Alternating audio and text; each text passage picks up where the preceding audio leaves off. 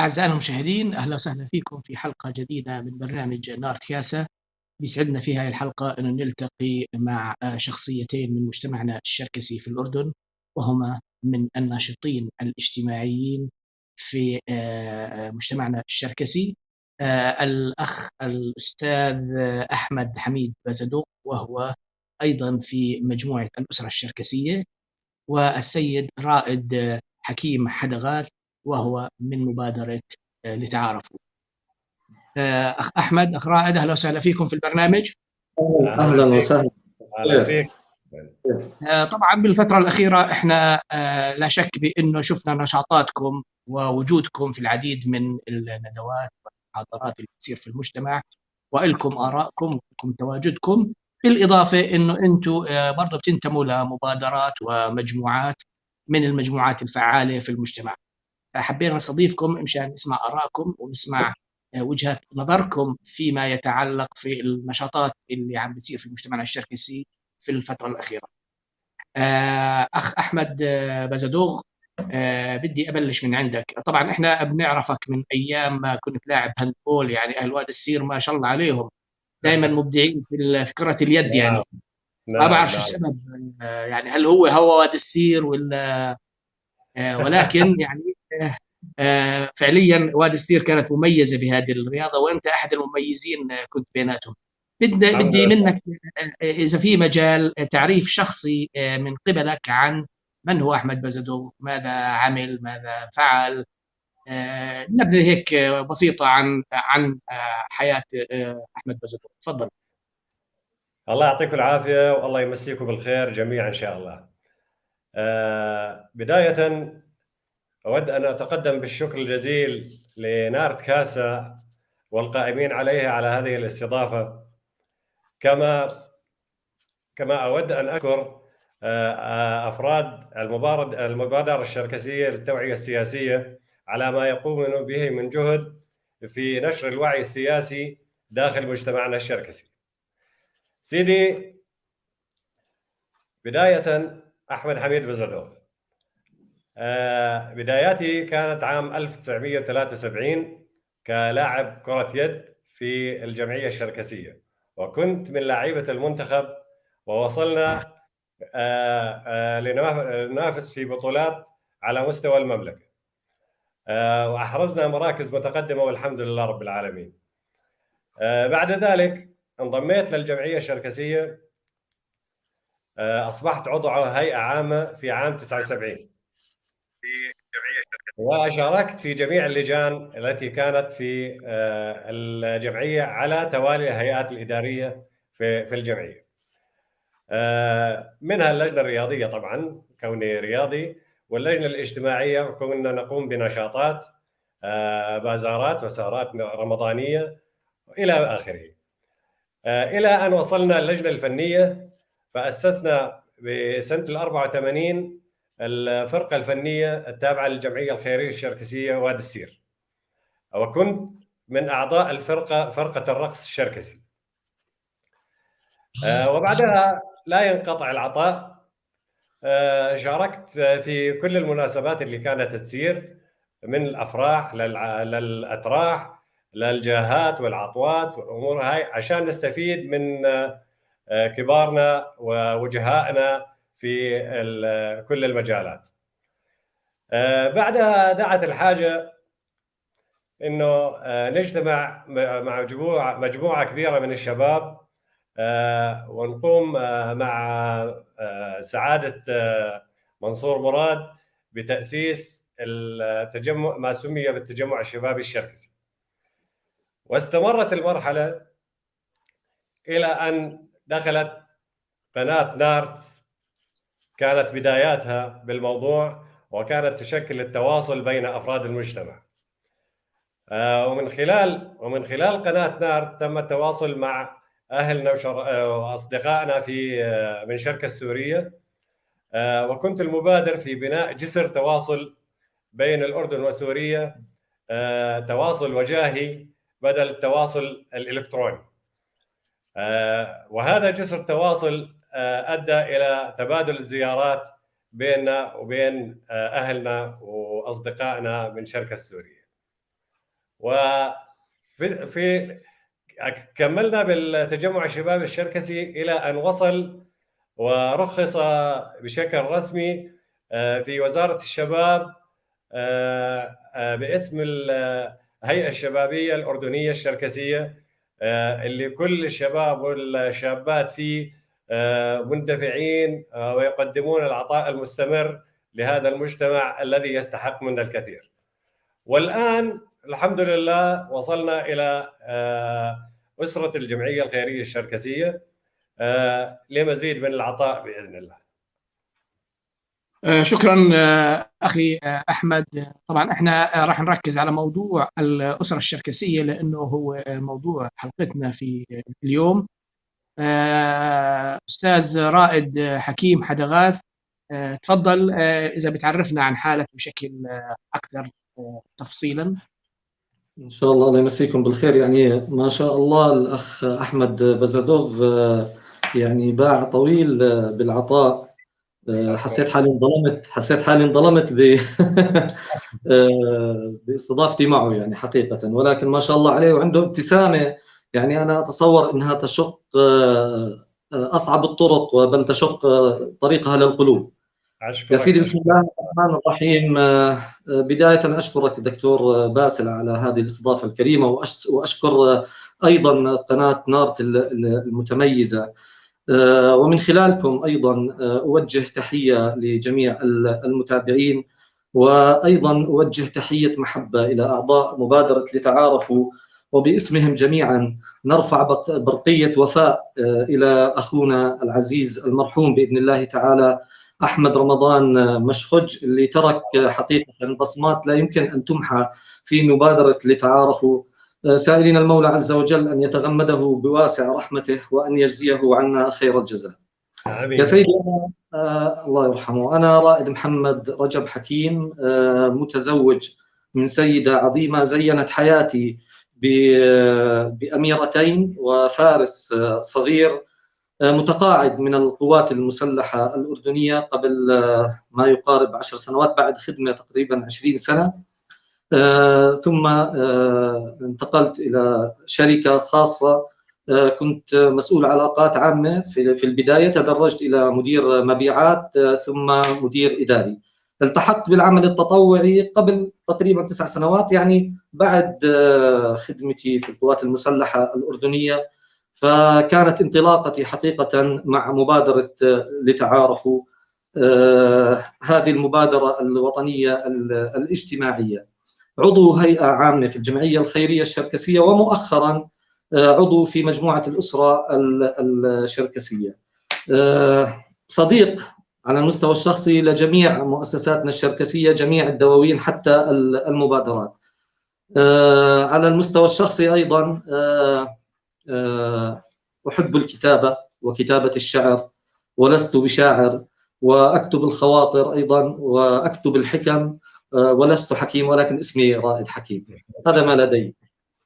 تسلم، شكرا لكم على هالمقدمة اللطيفة، واللي المشاهدين يعني بيعرفوكم، بس التفاصيل الدقيقة أنا بعتقد أنه في كثير من الأفراد المجتمع مغيبين عنها. شكرا على هاي المقدمة الجميلة. ولكن إحنا حاليا دائما المجتمع عم بتطلع على مبادرات عم تظهر على الساحة، فرق عمل عم تظهر على الساحة، حتى مؤسسات شركسية. في الفترة الأخيرة صار في عندنا 13 مؤسسة شركسية مسجلين رسميا، مما يثير التساؤلات عند مجتمعنا. ما هي هذه المبادرات؟ ما هي هذه فرق العمل والمؤسسات اللي عم تظهر في الفترة الحالية؟ حابين أن نلقي الضوء على بعض هذه الاستفسارات اللي ممكن تخطر على بال الجمهور والمجتمع الشركسي. في البداية أخ أحمد، أنت يعني منضم أو ضمن مجموعة اسمها أسرة الجمعية الخيرية الشركسية. ما هي هذه المجموعة؟ ما هي خصائصها؟ ما هي أهدافها؟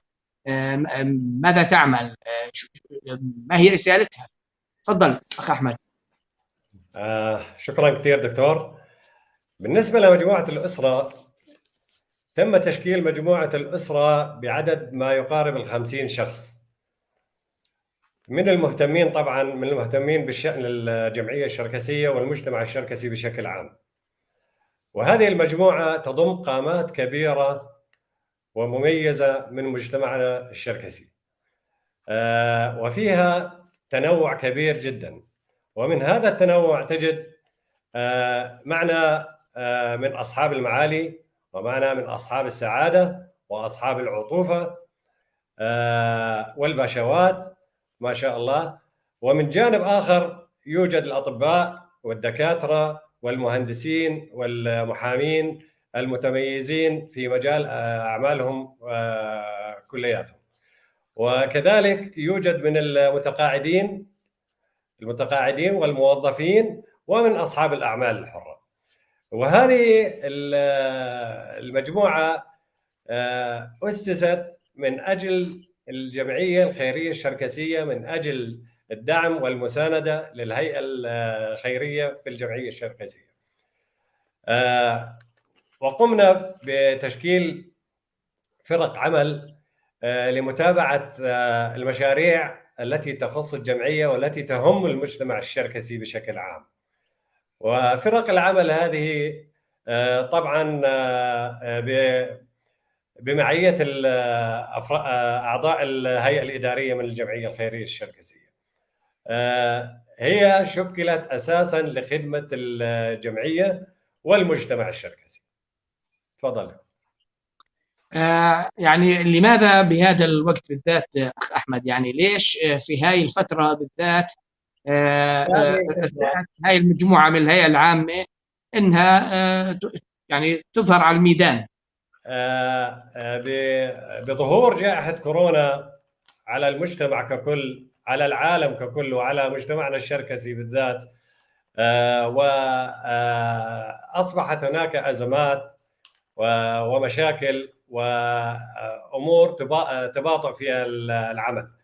فلذلك شكلت هذه الأسرة للمساندة والدعم حتى ننهض بالجمعية والمجتمع بشكل عام. أخ رائد، برضو لتعارفوا هي عبارة عن مبادرة منذ سنوات قائمة، يعني هي مش حديثة نسبيا، هي مجموعة موجودة منذ سنوات والمجتمع بيسمع فيها وبيسمع بنشاطاتها. فما هي مبادرة التعارف ولماذا أسست؟ ما هي أهدافها ورسالتها؟ تفضل أستاذ. أشكرك سيدي. مبادرة لتعارف هي مبادرة وطنية اجتماعية. تولدت لدينا فكرة المبادرة قبل حوالي 9 سنوات، وكان ذلك على ضوء ما يسمى بالربيع العربي اللي شهدته عدة دول عربية من حولنا، فكان لابد من أخذ الدروس والعبر، حيث أنه كان من أحد الأسباب المهمة التي أدت إلى زعزعة أمن واستقرار هذه الدول هو تفكك نسيجها الاجتماعي. وبالتالي كان لابد علينا أن ننطلق بهذه الفكرة ونبني جسور علاقات بيننا وبين جميع العشائر الأردنية، جميع مكونات المجتمع الأردني، ونحن أحد أو أهم هذه المكونات. وبالفعل بادرنا والتقينا بجميع، مش جميع يعني خلينا نحكي العديد من هذه العشائر. قمنا بزيارات منظمة وحملنا لهم أيضا رسالتنا ورسالة لتعارفوا، ولاقت القبول والترحيب من الجميع دون استثناء. طبعا ليس هذا وحسب، بل كان الهدف أيضا هو أن ننقل لهذه المجتمعات أو هذه العشائر عاداتنا، تقاليدنا اللي نتمسك فيها احنا بالحقيقة، ونتمسك أيضا بهويتنا الشركسية. لك أن تتخيل كيف كنا نصدم أحيانا عندما نسأل هل الشراكسة مسلمون؟ وهذه رسالة أيضا. فبالتالي كان لابد أن نعرف عن أنفسنا جيدا. نحن المجتمع الشركسي أو الشركس بشكل عام لهم دور مهم في بناء الدولة الأردنية، فلا بد كان أن نثبت وجودنا وأن نعرف عن أنفسنا. ولا يفوتني أيضا أن أذكر الآية الكريمة: يا أيها الناس إنا خلقناكم من ذكر وأنثى وجعلناكم شعوبا وقبائل لتعارفوا. بمعنى جعلت شعوبا كما نقول دائما لا لتأجيج الخطوب، جعلت قبائل لا لتبرير الحروب. الشعوب والقبائل جعلت للتكافل، للتكامل، لبث روح أو بذور المحبة بيننا جميعا. هذه باختصار رسالة لتعارفوا. أستاذ رائد، أنا بدي أكمل معك كمان. يعني أنت بنفس الوقت برضو عضو في مجموعة الأسرة الشركسية. هل هذا يعني يعتبر يعني نوع من التعاون ونوع من التكامل يعني بين المؤسسات والمبادرات؟ وبرضه كمان يعني بدي أكمل السؤال بأنه يعني ما مدى تعاونكم وارتباطكم مع المؤسسات الموجودة على أرض الواقع أو الرسمية اللي مسجلة في الأردن؟ هل هي علاقة تنافس ولا هي تكامل؟ تفضل. بالطبع هي مش تنافس على الإطلاق. أنا أعتقد أنه جميع المبادرات بمختلف أشكالها حتى على مستوى العالم هي مبادرات مكملة للأعمال التي تقوم بها المؤسسات، لكنها على الأغلب ليست موجودة على برامج وعلى جداول المؤسسات، وبالتالي فنحن نسعى دائما أن نكون على مسافة واحدة من هذه المؤسسات وشركاء حقيقيين في العمل من أجل المصلحة العامة. سيدي، إحنا لا نسعى على الإطلاق أن نزاحم المؤسسات على أعمالها ولا نزاحمهم بأعمالنا، على العكس تماما. نحن زي ما حكيت إحنا شركاء حقيقيين معهم. المؤسسات تقوم بجهد لا يمكن أن ننكره، ولكن إذا وجدنا أن هذه المؤسسات لديها المتسع من الوقت، لأن احنا لا نريد أن نكون عبء على هذه المؤسسات أو نشكل لديها عبء فوق الأعباء التي تحملها أو على عاتقها، فبالتالي إذا وجدنا أن هذه المؤسسات عندها الوقت ولديها الجهد بأن تقوم بالأعمال التي تقوم بها المبادرة، أكيد سنفسح لها المجال وسنعطيها الأولوية، لا بالعكس سنسير خلفها أيضا. ولذلك أنا أقول المبادرات على مستوى العالم هي ظاهرة صحية ما دام أن هدفها الأول والأخير هو المصلحة العامة، فهي لا تبعثر جهود ولا تعيق مسيرة على الإطلاق، بل هي تساعد في البناء مع هذه المؤسسات.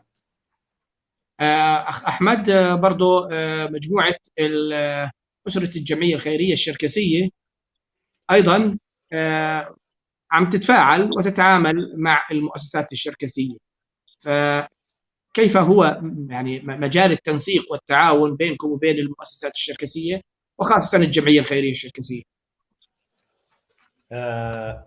تشكيلة الأسرة هي أصلا من كافة المؤسسات الشركسية، وتجد فيها ارتباط كامل مع كافة المؤسسات، ولذلك التعاون موجود ضمنيا بكل الأمور.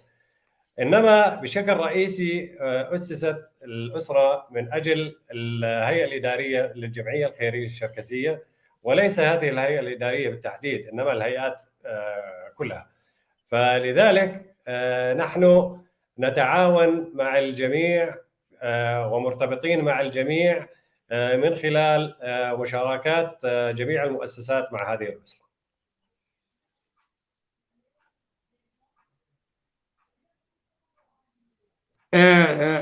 سيد رائد، يعني طبعا مجموعة لتعارفوا من أعمالها إنها بتقوم بزيارة عدد من العشائر، أو ممكن إنها من أعمالها للمباركة، يعني أحيانا بتروحوا بتزوروا بعض الشخصيات اللي أخذت منصب معين، اللي ممكن أخذوا شهادة معينة، فهذا بيعني إنه على عاتق مجموعة لتعارفوا عبء كبير، لأنه في ناس كثير عم بترفعوا أو بياخذوا مناصب مهمة. بنفس الوقت في عشائر كثيرة بالأردن يعني تستحق الزيارة من مجموعة لتعارفوا. هل هناك برامج معينة أنتم عم تتبعوها؟ هل هناك قواعد معينة لانتقاء من الذي ستقوم مبادرة لتعارفوا بزيارته؟ بس تسمح لي أعرج على سؤالك قبل ما أجاوب على هذا السؤال، إذا سمحت لي بس أعرج على السؤال اللي سألته لأخوي أحمد فيما يتعلق بالأسرة الشركسية. تسمح لي؟ اتفضل طبعا. يا سيدي، دائما كنا نسمع على مدار، خلينا نحكي، إدارات متعاقبة، أنه الهيئة العامة، أين الهيئة العامة؟ الهيئة العامة عند الصناديق نجدها تأتي تنتخب ثم تتلاشى. بالواقع دور مهم جدا دور الهيئة العامة. اليوم احنا بنحكي، احنا موجودين اليوم، احنا بنحكي للهيئة الإدارية وللهيئات الإدارية، احنا موجودين عشان نحط ايدينا بايديكم، عشان نتعاون في خدمة هذا المجتمع. ومش فقط هاي الهيئة الإدارية، لا بل سنكون عابرين للهيئات الإدارية إن شاء الله تعالى. فأنا الرسالة كنت أوصلها إنه هناك دور مهم على الهيئة العامة ولا بد من تفعيله. أما بما يتعلق بسؤالك يا سيدي، هذا السؤال هو زي ما تفضلت ينقسم إلى شقين. إحنا طبعا عندنا زيارات داخل حدود المجتمع الشركسي وزيارات خارجية.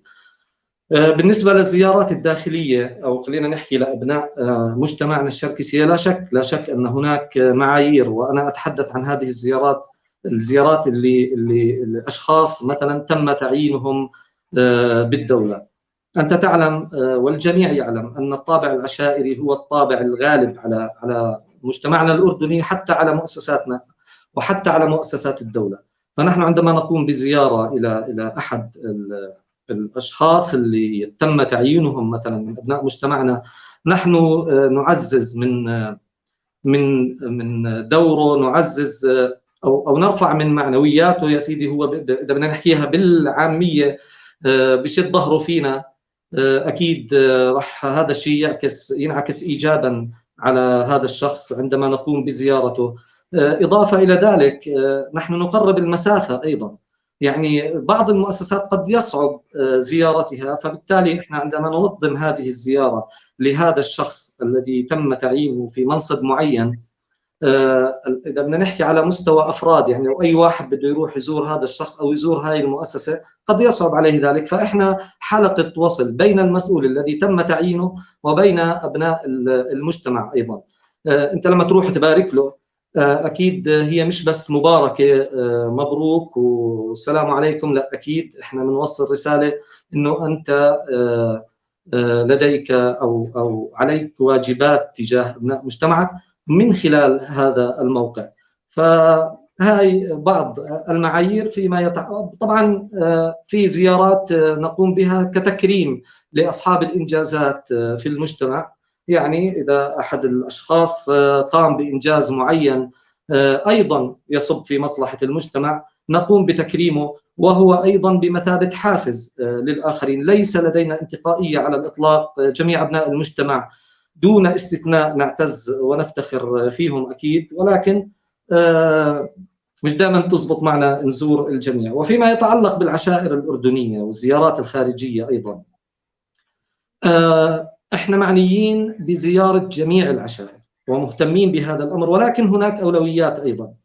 هذه الأولويات تكون أحيانا بحكم المكان، بحكم تماس هذه العشيرة مع أماكن تجمع الشركس. مثلا على سبيل المثال منطقة ناعور، العشيرة خلينا نقول المتواجدة هناك الأغلبية من العشائر أو أغلبية العشائر هي عشائر عجارمة. فبالتالي قمنا بزيارة إلى عشيرة العجارمة، قمنا بزيارة إلى إخواننا العبابيد في وادي السير، قمنا بزيارات عديدة لصخور حويطات. ولكن أيضا العائلات أو العشائر اللي ما تمكنا من زيارتها كنا نلتقي معها باحتفالات وطنية، في مهرجانات كانت تضم عشائر كثيرة، وكنا من خلال هذه المهرجانات دائما لنا كلمة ولنا مشاركة نوصل من خلالها رسالة لتعارفوا. حتى على المحطات الإعلامية المسموعة والمرئية كنا أيضا من خلالها نوصل رسالة لتعارفوا، حتى أنه نشمل أكبر عدد من أبناء المجتمع لتصلهم رسالتي. شكرا. يعني وضعتنا بالصورة بشكل واضح، ويعني هذا يخليني أرجع للأخ أحمد. أخ أحمد، يعني زي ما تفضلت إنه الجمعية الخيرية الشركسية زي باقي المؤسسات اللي موجودة في العالم مش بس بالأردن، بوضع جائحة كورونا صار عليهم أعباء أكثر من أي فترة ثانية، وحتى في كثير من المؤسسات أغلقت بسبب هذا العبء. ودائما الجمعية الشركسية خلال الإدارات المتلاحقة دائما بحاجة لأعضاء الهيئة العامة أنهم يوقفوا معها ويساندوها، فجاءت المبادرة كما تفضلت. ولكن هذه الظروف أيضا كمان تتعلق في باقي المؤسسات الشركسية. باقي المؤسسات الشركسية كمان عم بتمر بجائحة الكورونا. فهل مجموعة الأسرة الشركسية عندها فكرة بأنه تمد يد العون لهذه المؤسسات؟ دكتور، اسم الأسرة هو يعني الكثير. اسم الأسرة أسرة الجمعية الخيرية الشركسية، يعني شكلت من أجل الجمعية الخيرية الشركسية بالتحديد بشكل رئيسي. لكن نعلم جميعا بأنه كل المؤسسات الشركسية هي متشابكة ومترابطة بطريقة أو بأخرى. وفيها كما أسلفنا أنه في أسرة الجمعية العديد من كافة المؤسسات الشركسية. ففي حال أي مؤسسة احتاجت أنه نساندها وندعمها لن نقف مكتوفي الأيدي أكيد، وراح ندعم وراح نساند ونعمل اللي بنقدر عليه على أساس أنه ما نخلي حدا محتاج أي شيء إن شاء الله. أستاذ رائد، يعني أنا عم أسأل أسئلة يعني شوية صريحة، بس هي بتهم المجتمع الشركسي أو بعض الناس بيستفسروا عنها وقد يعني ما يواجهوا بأسئلتهم.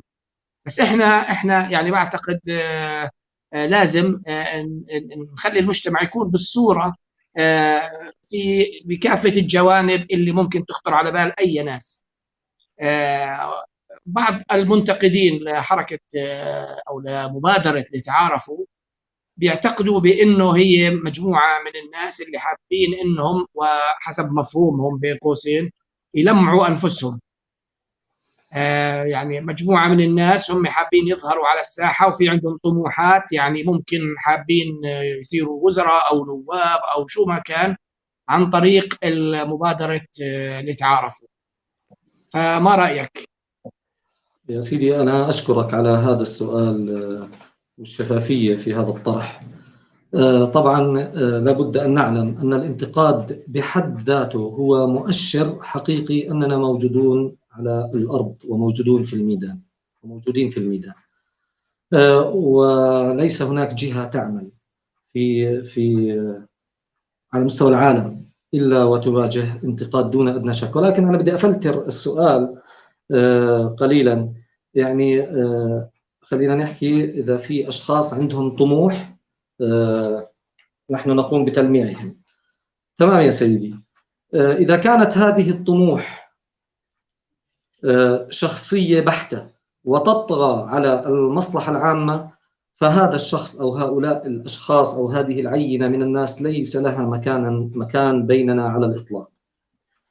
أما فيما يتعلق بأي شخص لديه طموح ونقوم بتلميعه، ما المانع؟ نلمعه يا سيدي، نلمعه ونحاول جاهدين أن نحقق طموحه، طالما أنه هذا الشخص لديه طموح. هو بالنتيجة يعمل ضمن فريقنا، هو بالنتيجة يعمل في مبادرة تخدم المصلحة الشركسية. ولكن إذا كان لديه طموح شخصي بأن يصل إلى مركز معين أو إلى مؤسسة معينة أو وزير نائب، ما المانع؟ نلمع يا سيدي إذا أخذنا التلميع من الجانب الإيجابي. ولا بد أن ندرك أن أي كلمة وأي مصطلح ممكن انه ناخذه من الناحيه الايجابيه او ناخذه من الناحيه السلبيه، وكل بحسب نواياه.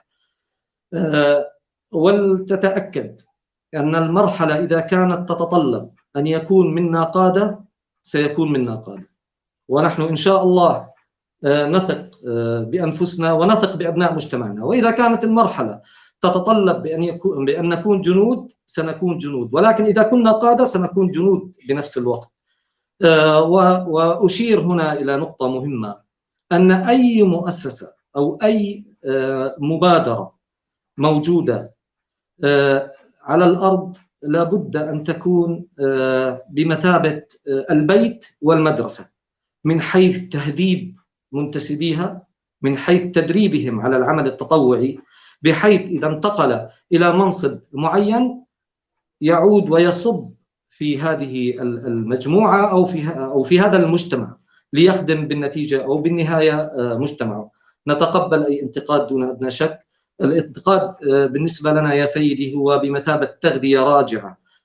كلنا نصيب وكلنا نخطئ، فبالتالي أي انتقاد نأخذه بعين الاعتبار، ولا شك إذا كنا مخطئين نصوب من أنفسنا، وإذا كنا صائبين نشكر من انتقدنا لأنه بعتقد أنه يهتم فيه. شكرا. يعني بصراحة إحنا كمجتمع أحيانا بنكون قاسيين على بعضنا البعض.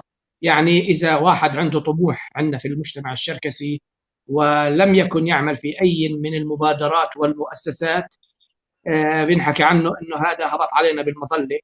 وإذا كان موجود بالمؤسسات وحاول إنه يشتغل ويعني يطلع على إيش هي قضايا ومسائل المجتمع ويشتغل بالجمعية وبالمبادرات، بيحكوا عنه إنه هذا جاي بده يوصل وجاي بده يلمح حاله.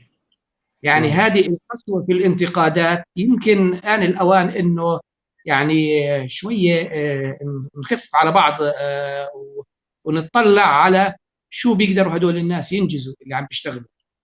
النظرة الإيجابية على المبادرات وعلى الناس اللي بتطوعوا للعمل في المجتمع على حساب بيوتهم، وفي معظم الأحوال ما بيكون عندهم طموح، بيكون عندهم فعلا نوايا إنهم كيف بيقدروا إنهم يدعموا ويسدوا الثغرات اللي موجودة في مجتمعنا الشركسي. بدي أرجع هلأ للسيد أحمد، وقد يكون السيد رائد لأنه بصفتكم الاثنين بالأسرة الشركسية. أنتم طرحتم أنفسكم مش كلجنة من لجان الجمعية، أنتم كأنكم يعني أقرب لجزء من الهيئة العامة وحبيتوا تكونوا يعني من الهيئة العامة. فهل أنتم تمثلوا الهيئة العامة؟ يعني هل أنتم ممثلين الهيئة العامة في الجمعية الشركسية أخ أحمد؟ نحن لا نمثل الهيئة العامة، نحن جزء من الهيئة العامة ونمثل أنفسنا ونمثل من يؤمن برسالتنا ويؤيدنا، فنحن نمثله أيضا. أخ رائد، عندك تعليق على هذا الموضوع؟ والله هو تعليقي لن يزيد عن تعليق أخوي، لأن السؤال واضح أخوي أحمد. فالسؤال واضح، نحن فعليا لا نمثل إلا أنفسنا ونمثل أيضا أعضاء الأسرة الشركسية. طبعا إحنا ما حدا اختارنا، هي فكرة تشكلت، وجدنا حالنا داخل هذه الفكرة، إنها فكرة أنا أعتقد إنها فكرة بناءة وتخدم جمعيتنا ومن ثم مجتمعنا الشركسي. الأسرة الشركسية هي أعضاء هيئة عامة، وأنا كما أسلفت دور الهيئة العامة لابد أن يتم تفعيله، لابد أن يفعل دور الهيئة العامة، ولابد أن يكون شريك بجميع القرارات التي تتعلق بجمعيتنا، ولا بد أن يكونوا على اطلاع. والأسرة، أسرة الجمعية أو الأسرة الشركسية فيها كفاءات، فيها خبرات، فيها أشخاص ضليعين في العمل التطوعي. وكما تفضل أخوي أحمد، تم تشكيل فعليا فرق عمل فيما يتعلق بمدرسة الأمير حمزة، تتعلق بالمطبخ الإنتاجي بأرض حنوطية، فهاي الفرق تم فعليا تشكيلها وكان هناك اجتماعات وكان هناك دراسات. إن لم نتمكن وتتحقق بهذه المرحلة مع هذه الهيئة الإدارية كما أسلفت ستكون عابرة للقارات، ونمد أيدينا إحنا للهيئة الإدارية ولا جميع مؤسساتنا يا سيدي، ولا نمثل إلا أنفسنا. يعني طبعا يعني هو بالفترة الأخيرة يعني مجتمعنا الشركسي لاحظ بأنه الأعباء كبيرة على الهيئة الإدارية للجمعية الخيرية الشركسية، وخاصة في بعض الملفات زي ملف مدرسة الأمير حمزة، زي ملف لجنة التكافل، زي ملف أرض حنوطة اللي استثمارية، أو مطبخ سماور. هذه كلها عبء كبير على مجموعة من أعضاء الهيئة الإدارية، وبالتالي أنتم بتشوفوا أنه هذه الملفات أحيانا بتكون مش مفهومة كتير، يعني حتى بالنسبة للإدارة اللي تيجي جديد. فلازم يكون في ملفات واضحة المعالم، هيئة إدارية بتسلم لهيئة إدارية لوين وصلت شو عملت، وبنفس الوقت الهيئة العامة لازم تكون كمان مطلعة. يعني الهيئة العامة كمان ما بتعرف هاي الملفات شو وضعها بشكل دقيق وواضح، وكل هيئة إدارية وقد تكون عم بتبلش من الصفر، تبدأ من جديد. فهاي الملفات مهمة جدا بالنسبة لمجتمعنا الشركسي، مهمة جدا للأجيال القادمة ولازم تستمر، وكل أفراد المجتمع عندهم غيرة على أنه هاي المؤسسات تبقى وتستمر. فإذا أنتم كأعضاء بالهيئة العامة مهمتكم أنه تحاولوا أنه هذه المشاريع المهمة على الأقل يكون مش بس أعضاء الهيئة الإدارية اللي عم بيتابعوها، كمان يكونوا الهيئة العامة مطلعين بشكل واضح وصريح على إيش عم بيصير بهاي الملفات، هل تتقدم بشكل مناسب، هل في خلل، هل في مشكلة معينة، وإلا لا يجوز أن تنتظر الهيئة العامة لحد ما يصير في خلل كبير وبعدين يقولوا ليش ما خبرتونا وليش ما حكيتوا لنا. فأعضاء الأسرة الشركسية هل تعتبروا أنه جزء من مهامهم رقابة على الهيئة الإدارية؟ أخ أحمد. نحن لسنا جهة رقابية، نحن جهة مساندة وداعمة للهيئة الإدارية، إنما عملنا من خلال النظام الداخلي وما يتيح لنا النظام الداخلي بالجمعية الشركسية، وإن أتاح لنا جزء منه الرقابة سنأخذ هذا الدور ونلعب دور الرقابة، وكل ما يتيح لنا النظام الداخلي نحن معه. فهذا ما نقوله دكتور. سيد رائد، في عندك تعليق على الموضوع نفسه؟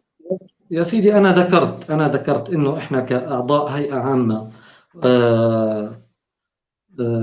جاهزين لأي شيء يخدم جمعيتنا، وتم تشكيل الهيئة أو عفوا الأسرة الشركسية على ضوء ذلك. فهنا الدور كمان على الهيئة الإدارية إنها نتقابل معها، نقعد معهم على الطاولة، نتباحث في الأمور. إحنا كأسرة أو كأعضاء هيئة عامة، يعني مثل ما تفضل أخوي أحمد، يحكمنا قانون، يحكمنا نظام داخلي، يعني ما بنقدر إحنا نكون جهة رقابية إذا ما أتاح لنا النظام الداخلي أن نكون فعليا جهة رقابية. فهذا يحتاج تعاون حقيقة بين أعضاء الهيئة الإدارية وأعضاء الهيئة العامة، ولا يعني مش عارف شو بمنع أعضاء الهيئة الإدارية إنهم يتعاونوا مع أعضاء الهيئة العامة حقيقة. سيد رائد، هل أنتم مجموعة مغلقة؟ يعني أنتم حكيتوا عن 50 شخص، طب إذا في ناس من أعضاء الهيئة العامة كمان بيشوفوا حالهم يعني متفاعلين أو مندمجين أو بأيدوا أهداف مجموعة الأسرة، هل هي مجموعة مغلقة أم يمكن الانضمام لها، وكيف ممكن الانضمام لها؟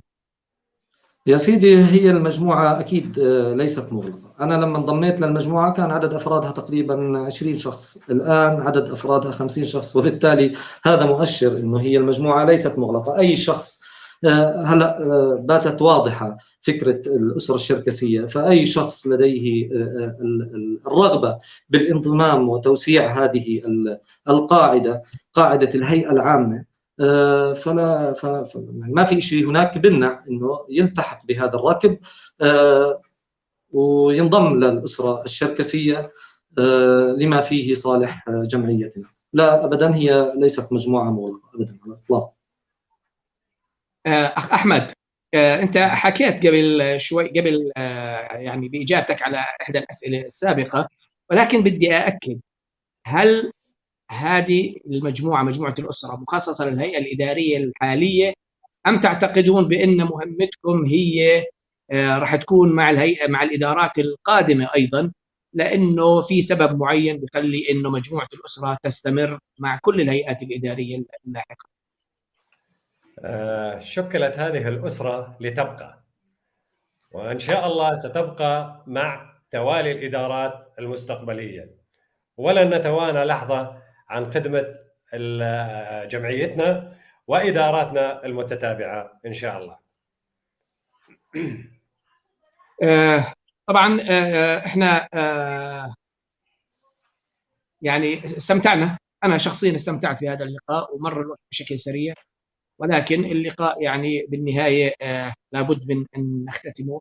وسؤالي الأخير الموجه لكم سيد رائد، ما هي رسالتكم وأنت شخص يعني نشط في المجتمع الشركسي؟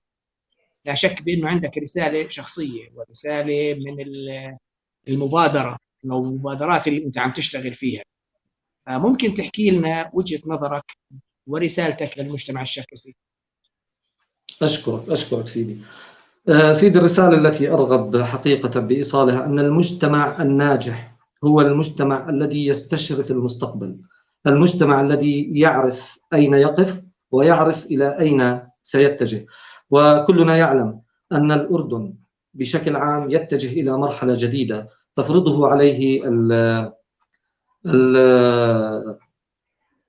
القانون السياسي الجديد، أو يفرضه عليه الصعيد السياسي القادم، وهذا الأمر لا يخفى على أحد. وأعتقد تم إنشاء لجنة التوعية السياسية على ضوء ذلك، ونشاطاتكم واضحة على الأرض سيدي، مشكورين عليها. أنا عندي رسالة كنت قد كتبتها سابقا، أرجو أن تتسع صدوركم. كتبتها بطريقتي مسبقا وسأقرأها. تقول: شرعوا أبوابكم لأبناء العشيرة، سيروا على خطى الأجداد وتابعوا المسيرة، اصنعوا لأبنائكم مستقبلا مشرقا، أعيدوا لأمتكم مجدها فأنتم أمة بالاحترام جديرة، اسلكوا دروب الخير وشمروا عن ذراعيكم، فإن دروب الخير لمن أراد كثيرا، تحاوروا تدارسوا تشاوروا فيما بينكم، وأنصتوا إلى صوت الشباب، فإن أصوات الشباب مكبلة أسيرة، لا تهملوا رأيا ولا تهمشوا فكرة، فبصيص النور في وسط الظلام قد يأتيك من طفل أو ربما طفلة صغيرة، امنحوا الشباب فرصة فلربما أمطروا عليكم بأفكار تحمل الخير لكم كالمزن حينما ترسل أمطارا غزيرة، تجنبوا الجدال في قضاياكم وأوسدوا الأمر إلى أهل الحكمة منكم والعقول المستنيرة، كفانا تفرقا وتناحرا يا أبناء قومي، فقد تجرعنا من على مر السنين قهرا وأياما مريرة، وفي الختام أوصيكم أن تحابوا وتصافحوا، فوالله حياتنا وإن طال بنا الزمان قصيرا، اعملوا ما تطمئن له ضمائركم، حتى إذا ما أغمضت منكم العين نامت قريرا. وهناك أيضا رسالة أخيرة: ما من أمة ذابت أناهم بنحنهم، ما من أمة ذابت أناهم بنحنهم إلا وارتقوا وعلى عند الله شأنهم، وما من أمة ذابت نحنهم بأناهم إلا وفشلوا وذهبت ريحهم وخارت قواهم، وهذه رسالتي. شكرا. أشكرك. يعني اليوم اكتشفنا كمان موهبة جديدة عند أخونا رائد حكيم وأخ أحمد. يعني هذا بصعب مهمتك شوية يعني. والله غطى ما شاء الله. هو قدها سيدي. ما شاء الله والله غطى نسمع كل منك شيء. كمان. يعني أنت لاعب رياضة، فشو بدك تحكي يعني للمجتمع السركس من رسالة بتوجهها لهم وخاصة الشباب؟ الشباب سيدي العزيز، أول شيء كل مجتمع أو كل مؤسسة بحاجة إنه يكون مهيأ صف ثاني. فإحنا أنا بناشد كل مؤسساتنا أنهم يهيئوا صف ثاني لاستلام الرسالة وتكميل المسيرة. بالنسبة للشباب، شبابنا وشاباتنا طبعا حمل الشهادات وأصحاب كفاءات وقدرات عالية، ونحن نطلب من أصحاب المراكز وأصحاب المناصب وأصحاب المعالي والسعادة أن يقفوا جنبا إلى جنب مع هؤلاء الشباب وفتح الأبواب لهم، لأنهم لن يكون هناك أبواب مغلقة أمامهم. فأرجو أن يفتحوا الأبواب لشبابنا وشاباتنا حتى يرتقوا ولربما يصبحوا من صناع القرار في هذا المجتمع الذي هو بحاجة للكثير. وشبابنا نحن بنرفع رؤوسنا فيهم، لأنهم كلهم ما شاء الله كفاءات وبالدرجة الأولى أخلاق وتربية، والحمد لله رب العالمين. اللي حكاه الأخ رائد يعني غطى على الكل، بطل ما خلى مجال للحكي يعني. والله يعطيكم العافية. تسلموا. شكرا جزيلا لكم على هذا اللقاء الممتع. أعزائنا المشاهدين، في نهاية هذا اللقاء أتقدم بالشكر الجزيل لضيوف الحلقة السيد أحمد حميد بزدوق والسيد رائد حكيم حدغاث على وجودهم معنا والآراء اللي طرحوها علينا. وأعزائي المشاهدين، إلى أن نلتقي معكم في حلقة أخرى من برنامج نار تياسة، لكم مني أجمل تحية. شكرا جزيلا. شكرا. الله يعطيك العافية دكتور. تسلم. يعطيكم العافية.